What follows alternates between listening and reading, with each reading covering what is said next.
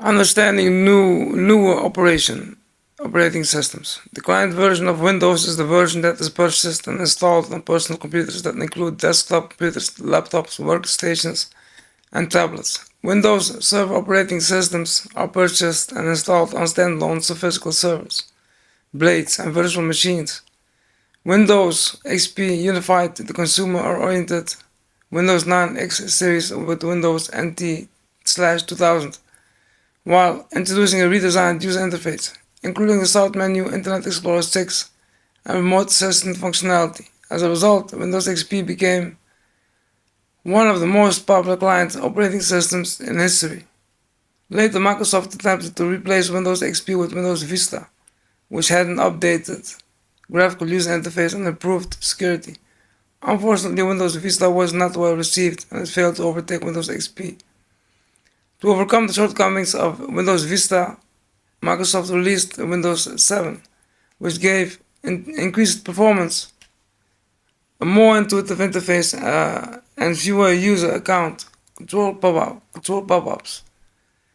The next version of Windows was Windows 8, which was upgraded to support desktop computers, mobile computers, and tablets.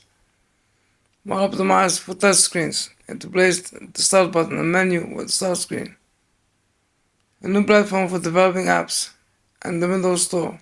Unfortunately, the new interface made it confusing and difficult to learn. To address some of these problems, Windows released Windows 8.1, which improved the Start screen. Windows 10 is the newest client operating system. After the failure of Windows 8, Microsoft listened to customer complaints to develop Windows 10. To distance the new version of Windows from Windows 8/Windows 8.1, Microsoft skipped Windows 9 and went to Windows 10. Different from previous versions of Windows, Windows 10 is released as an operating system as a service, which means that it will receive ongoing updates to its features and functionality. As client operating systems are developed and released, Microsoft also develops and releases server operating systems, as shown in Table 1.3. Until Windows 10, the client operating system and server operating system were introduced together.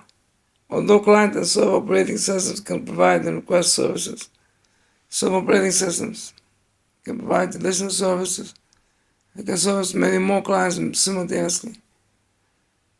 Table 1.3 Client and Server Operating Systems. Client Operating Systems. Server Operating Systems. Version number. Windows 10. Windows Server 2016 10.0. Windows 8.1. Windows Server 2012 R2 6.3. Windows 8. Windows Server 2012 6.2. Windows 7. Windows Server 2008 R2 6.1. Windows Vista, Windows Server 2008 6.2, 6.0, Windows XP, Windows Server 2003, Windows Server 2003 R2, 5.1/5.2, Windows 2000 Professional, Windows 2000 Server 5.0, Windows NT 4.0 Workstation, Windows NT 4.0 Server 4.0. Defining the pay-to-pay model. Peer-to-peer networking, first and foremost, means that each computer is treated as an equal. This means that each computer has the equal ability to serve data and to access data, just like any other computer on the network. Before servers became popular in PC-based computer networks, each PC had and still has the ability to store data, even after the client-server model became king. Peer-to-peer networks still had their place, especially in smaller networks with 10 computers or less. Today, peer computers can serve data. The only difference is that they can only serve it to a small number of computers at the same time. In these small networks, the cost, the administration, and maintenance of a server are too much for a small organization to consider viable. Microsoft peer-to-peer network might consist of a couple of Windows 7, 8, 8.1, or Windows 10 computers. These are each client operating systems, and as such are known as pairs because there is no controlling server in the network. This usually works well enough for small organizations. The beauty of Microsoft client operating systems is that up to 20 PCs can concurrently access an individual pair's shared resources. So in these environments, one pair usually acts as a sort of pseudo server, so to speak. But additional resources such as files, databases, printers, and so on could be added to any other computer on the network. The main disadvantage of this network model is that there is no centralized user database. Usernames and passwords are individually stored per computer. To implement a centralized user database, you would need to have a Windows-based server, which would mean that a client-server model would be employed. Peer-to-peer has taken a second meaning over the past decade or so. Now it refers to file sharing networks, and in this case it is referred to as peer-to-peer. Examples of file sharing networks include Napster, Gnutella, and G2, but other technologies also take advantage of peer-to-peer file sharing, such as Skype, VoIP, and cloud computing. In a peer-to-peer network, hosts are added in an ad hoc manner. They can leave the network at any time without impacting the download of files.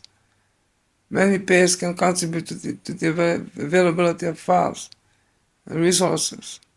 A person downloading information from a peer-to-peer network might get little bits of information from many different computers afterwards. The downloading computer might help to share the file as well. Most file-sharing peer-to-peer networks use special software to download files, such as BitTorrent. BitTorrent is a protocol as well as a program. The program, and others like it, is used to download large files from peer-to-peer networks, instead of the files being stored on a single server. The files distributed among multiple computers. Could be a few, could be many. Possible benefits are availability of data and speed. Although some torrent transfers will be slow, a computer, its BitTorrent client, and the router you are connected to can all be optimized to increase the speed of torrent download. It is estimated that between 20% and 35% of the data transfers on the internet involve torrents.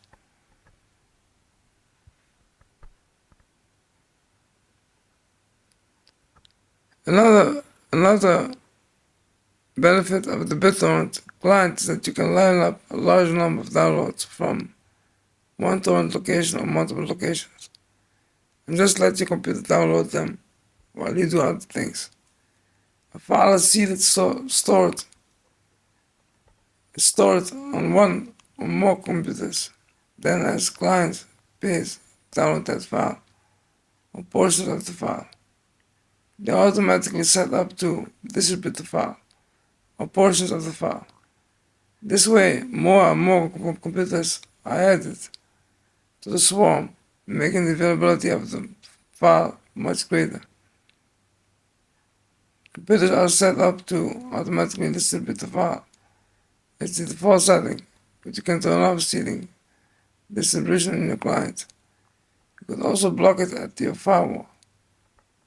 Instead of a server hosting the file, a server simply tracks and coordinates the distribution of files. The actual torrent starts with an initial small file called the torrent file that you download, which contains information about the files to be downloaded. The reason the whole process is called a torrent is because it usually begins with a small file that starts the download. One of the differences is that when downloading a torrent, there's more than one TCP connection. Could be quite a few to different machines in the peer-to-peer network. Contrast this to a single file download from a web server. Only one TCP connection is made. This is controlled in a pseudo-random fashion by the tracking server to ensure availability of data. Another difference is that most web servers will put a cap on the number of concurrent downloads you can do, but not so with the torrent client program. The average person uses a BitTorrent client to download movies, MP3s, and other media.